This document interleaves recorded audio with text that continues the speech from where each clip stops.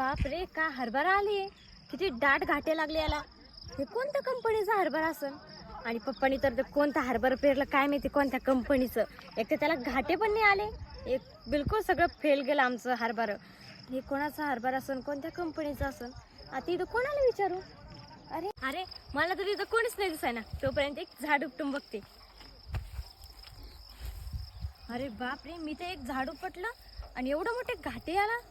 बाप रे, काय मस्त घाटे लागले, किती लंबाले आणि किती दाट घाटे लागले. बाप रे, आता ही कंपनी कोणती आहे आता मी विचारणारच. चला. अरे समोर कोणीतरी दिसतंय, बहुतेक ते शेताचे मालक असन. चला आता मी त्यांनाच विचारते हरभरा कोणता आहे म्हणून. अरे तुम्ही तर पंजाब डक साहेब आहे ना, हवामान तज्ञ. मग हे शेत तुमचंच आहे ना? मग हे कंपनी हरभरा कोणत्या कंपनीचा आहे?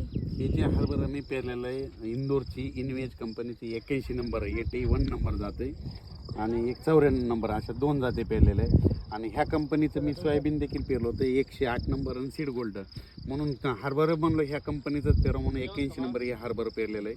आणि खूप सोयाबीनला देखील मला 16 क्विंटलचा आवरेज झाला, म्हणून ते प्लॅनिंग म्हणून हे त्याच कंपनीचा हरभरा आहे. बाप, मग आम्ही तर जे हरभरा पेरलं ते बिलकुल चांगलं नाही आलं आणि सोयाबीन सुद्धा पेरली होती ती पण पूर्ण फेल गेली. मग आता मी सुद्धा माझ्या पप्पांना इनोवेज कंपनीचा हरभरा आणि इनोवेज कंपनीचा सोयाबीन बियाणेच वापरायला लावणार.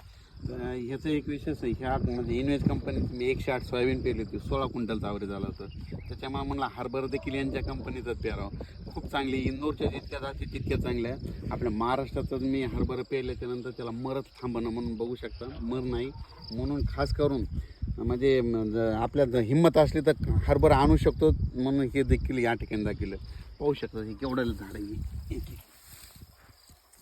हे एकच झाड आहे.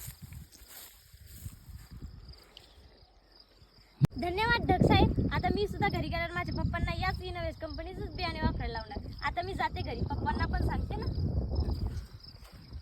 आता मी पण पप्पाला घरी गेल्यावर इनोवेज कंपनीचंच बियाणे वापरायला लावीन, म्हणजे मग पप्पाचं वार्षिक उत्पादन सुद्धा वाढेल आणि आमच्याकडे पैसे पण येईल.